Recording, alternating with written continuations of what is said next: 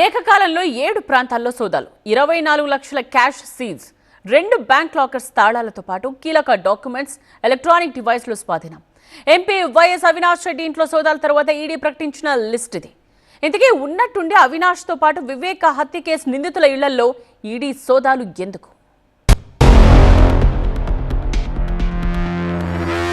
తెలంగాణలో ఈడీ సోదాలు hot topic గా మారాయి. ప్రధానంగా కడప ఎంపీ అవినాష్ రెడ్డి ఇళ్లలో ఈడీ అధికారులు సోదాలు చేశారు. పులివెందుల, హైదరాబాద్ లోనే ఆయన ఇళ్లలో తనిఖీలు చేశారు. ఎంపీ అవినాష్ రెడ్డి ఇంట్లో పనిచేసే సిబ్బంది సెల్ ఫోన్లు కూడా స్వాధీనం చేసుకున్నారు. అవినాష్ రెడ్డితో పాటు శంకర్ రెడ్డి ఇళ్లలోనూ ఈడీ అధికారులు సోదాలు చేశారు. 8న వివేకానందరెడ్డి జయంతి రోజున ఆయన కుమార్తె సునీత రాష్ట్రపతికి లేఖ రాశారు. వివేకానందరెడ్డి హత్యకు సంబంధించి పారదర్శకంగా విచారణ జరగలేదని లేఖలో ఆరోపించారు. దీనిలో భాగంగానే సిబిఐ కేసు ఆధారంగా మరో కేసు నమోదు చేసిన ఈడీ ఈ దిశగానే సోదాలు జరిపింది. హత్య కేసు నిందితులందరి ఇళ్లలో ఈడీ తనిఖీలు నిర్వహించింది. ఈడీ సోదాలపై వైఎస్ మనోహర్ రెడ్డి స్పందించారు. ఈడీ అధికారులు రాగానే అవినాష్ కి ఫోన్ చేసి ఇంటి తాళాలు తెరిచానని అన్నారు. ఆర్థిక లావాదేవీల డాక్యుమెంట్లు అడిగారని అన్నారు. ఈడీ అధికారులు ఎలాంటి ఇబ్బంది పెట్టలేదన్నారు. మీ పేరు వివేకా కేసులో ఉందా అని అడగ్గా ఉంటే ఉండొచ్చని సమాధానం చెప్పారని అన్నారు మనోహర్ రెడ్డి. వాళ్ళు ఏం ఇబ్బంది పెట్టలేదు, ఏం క్వశ్చన్స్ కూడా అడగలేదు, ఇబ్బంది పెట్టలేదు. అసలు అంటే ఒక మాట అడిగినారు, మీరు కూడా కేసులో ఉండారా సార్, మీ పేరు ఉన్నట్టుంది అని. ఉండొచ్చు, దాన్ని ఉండదు అని చెప్పిన. ఎంపీ అవినాష్ రెడ్డి ఇళ్లలో ఈడీ సోదాలను వైసీపీ నేతలు ఖండించారు. డిఎస్సీ అక్రమాలపై ప్రజల దృష్టి మళ్లించేందుకే ఈడీ సోదాలని ఆరోపించారు.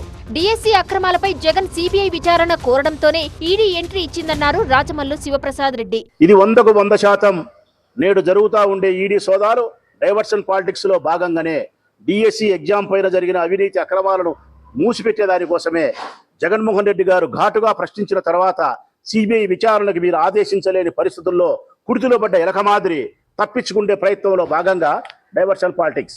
వివేకానందరెడ్డిని నరికి చంపిన ఆ గొడ్డలి ఎవరితో తేలే టైంలో ఎంక్వైరీని ఎందుకు అడ్డుకుంటున్నారో కూటమి నేతలు సమాధానం చెప్పాలని శ్రీకాంత్ రెడ్డి డిమాండ్ చేశారు. వివేకానందరెడ్డి గారిని హత్య కాబట్టింది చంద్రబాబు నాయుడు గారు ముఖ్యమంత్రిగా ఉన్నప్పుడు.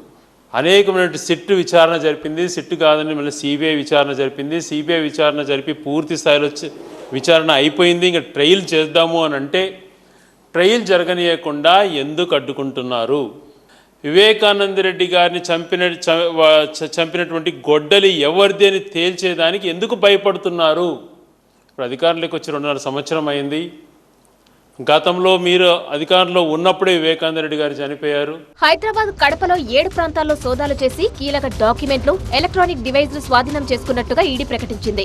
ఎంపీ అవినాష్ రెడ్డి నివాసంలో లెక్క చూపని 24 లక్షలు సీజ్ చేసి 2 బ్యాంక్ లాకర్ల తాళాలను స్వాధీనం చేసుకుంది. నెల రోజుల ముందే హత్యకు కుట్ర జరిగిందని దస్తగిరి చెప్పారంటోంది ఈడీ.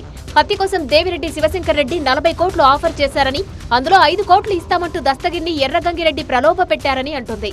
సునీల్ యాదవ్ ద్వారా ₹1 కోటి అప్పుడే ఇచ్చారని కూడా తెలిపింది. గతంలో సిబిఐ చేసిన దర్యాప్తులో 46 లక్షలు సీజ్ చేసిన విషయాన్ని కూడా ఈడీ ప్రస్తావించింది. మరోవైపు వివేక హత్య కేసుపై సిబిఐ కోర్టులో విచారణ జరిగింది.